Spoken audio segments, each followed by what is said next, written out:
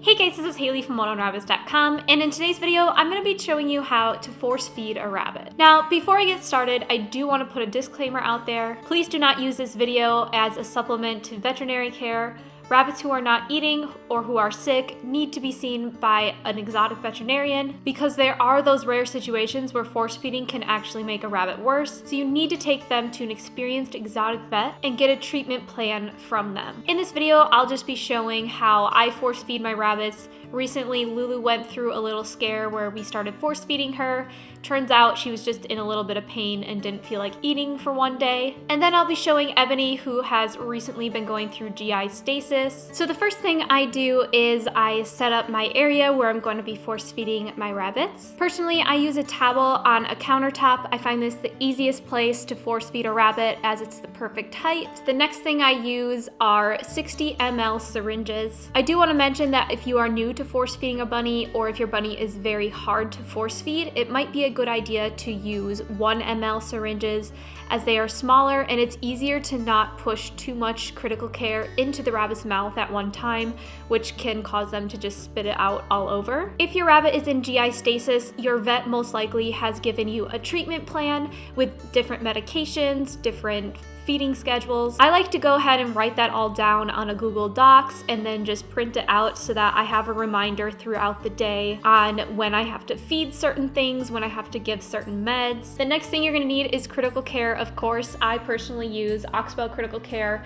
I buy the 1 pound bags as they are cheaper. And I have the apple banana flavor here. Again, if you're new to force feeding rabbits or your rabbit is very hard to force feed, I would get the Critical Care fine grind papaya flavor. It's basically made for tube feedings, but you can totally use it orally as well. It's just a lot easier to force feed it as it's a lot smoother. The next thing you're gonna need is a tablespoon so that you can measure out your critical care.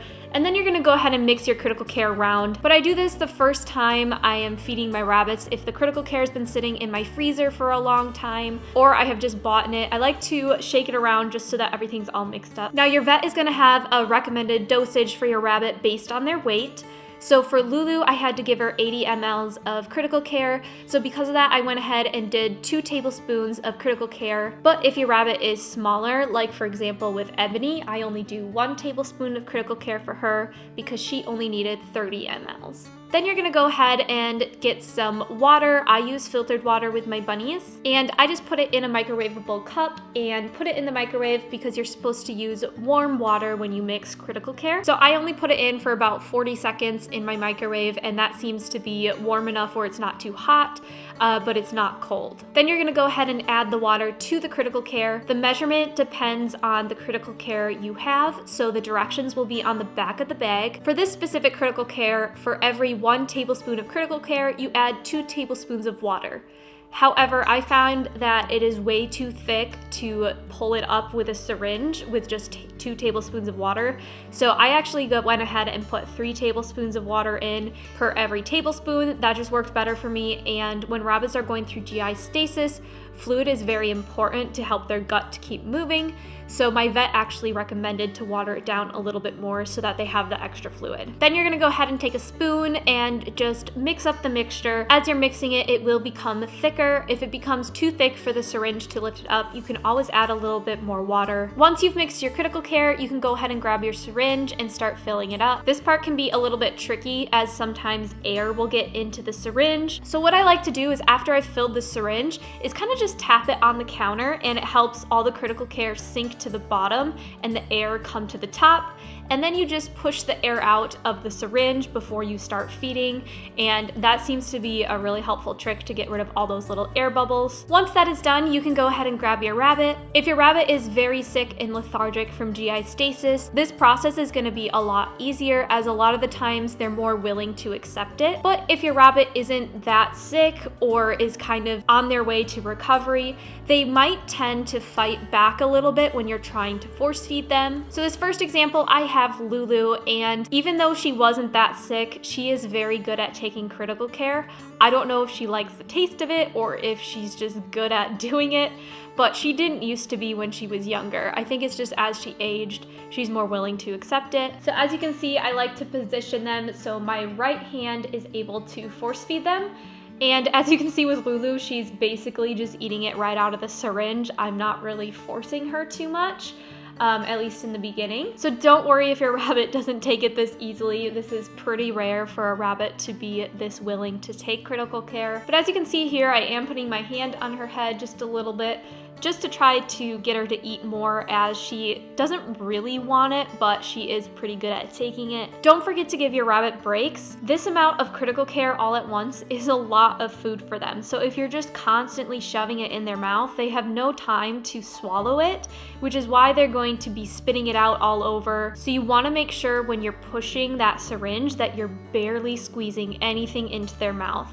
Just the tiniest squeeze with this big of a syringe is going to give them about a milliliter of critical care at a time, and that's quite a bit for a little bunny. That's why I recommend, if you're new to this process, to start with 1 ml syringes, because they're a lot easier to control how much you're putting in a rabbit's mouth at one time. And with these larger syringes, especially when you've used them a couple times, they get kind of sticky and it's harder to control how smoothly you are force feeding them. So as you can see here, I'm just giving her breaks in between little bits of critical care so that she's able to chew and swallow.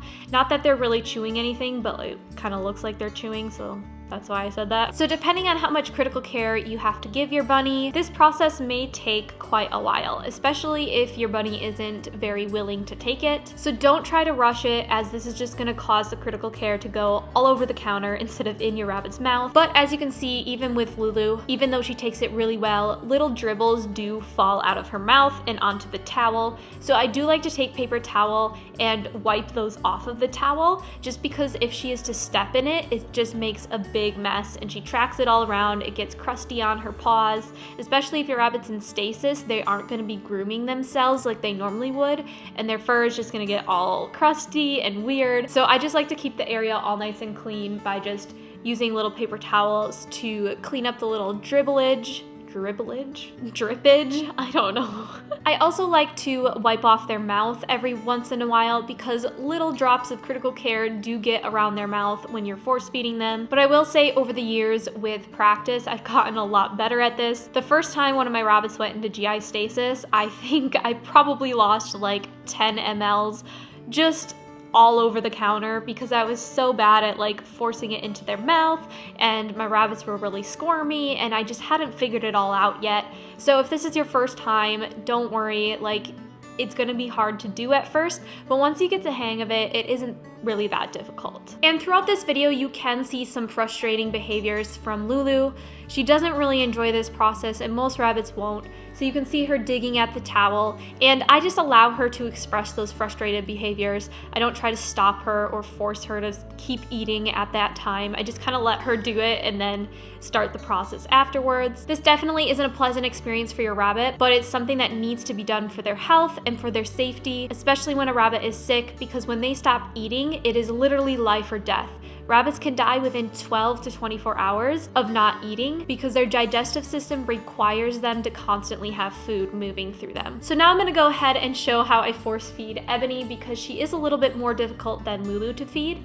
So what I go ahead and do is I place her butt kind of in the elbow of my arm, and then I pick up her front end with my hand and I put my thumb on the side of her face. I'm not putting pressure on it, I'm basically putting it there so she can't turn her head away from the syringe, and that seems to help a lot. So basically it kind of just holds her head in place while I'm force feeding her so that she can't really like move around too much. But as you can see, once I've given her a little bit of critical care, I do put her down, I let her hop away. I don't want to like constantly be restricting her this entire process, or she would just get so frustrated and probably start biting me and not be happy. So once I've let her swallow all the critical care, I go ahead and pick her front end up again and squirt a tiny little bit more in, and then I let her go down and swallow the critical care and just chill out for a second. And then I use my paper towel, I clean her up, or I clean her area up a little bit during this time. And then when I feel ready, I go ahead and do it again. I pick her front end up and I just give her a little bit of critical care. I also want to mention, you don't want to lift your rabbit up too high or ever put them on their back. This can risk the rabbit aspirating the food. It's extremely dangerous to have your rabbit like standing straight up or on its back. Not that you should ever have your rabbit on its back anyways, but it can be tempting in these situations to try to do something like that, just to put them in a position so that you can force it down their throat. But if they're up too high or on their back, it can go into their lungs and they can aspirate, which is very, very dangerous. So you want to make sure you're kind of keeping them level to the ground, which is why I'm only lifting Ebony up a couple of inches. So even though I'm just showing how I force feed critical care, this same process works for giving medications or feeding water or anything like that. I do want to make a note, if your vet has recommended you to orally give water to your rabbit instead of sub-Q fluids, I do want to mention there is a very, very high risk of aspiration. So even if you are only lifting them up a tiny little bit and they're very flat to the ground, there still is a very high risk of aspiration when force feeding water, which is why most vets do prefer sub-Q fluids for this. So because of that, you need to know how to give oral fluids without aspiration risk. And there is always a risk. Almost every time I've had to give oral fluids, my rabbits have started coughing at one point, which is why I don't prefer to do this. But if you are giving oral fluids, make sure you're only using 1 ml syringes so that you have very good control over how much water is going into their mouth at one time. And make sure you do very, very, very small amounts. Make sure you're giving your rabbits breaks in between each little mouthful of water.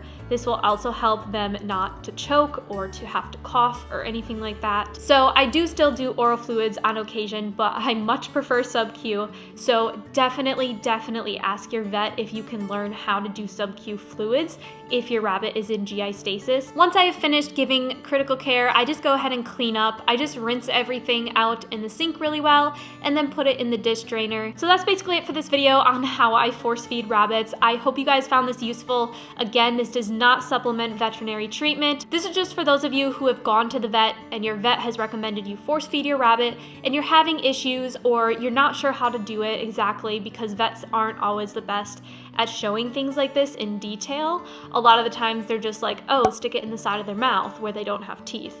So I thought this video might be helpful for some of you guys. For those of you guys wondering what's going on with Lulu and Ebony, I haven't made a YouTube video on it yet, but please go to my Instagram and my Facebook page and you can read all about what's been going on with Lulu and Ebony.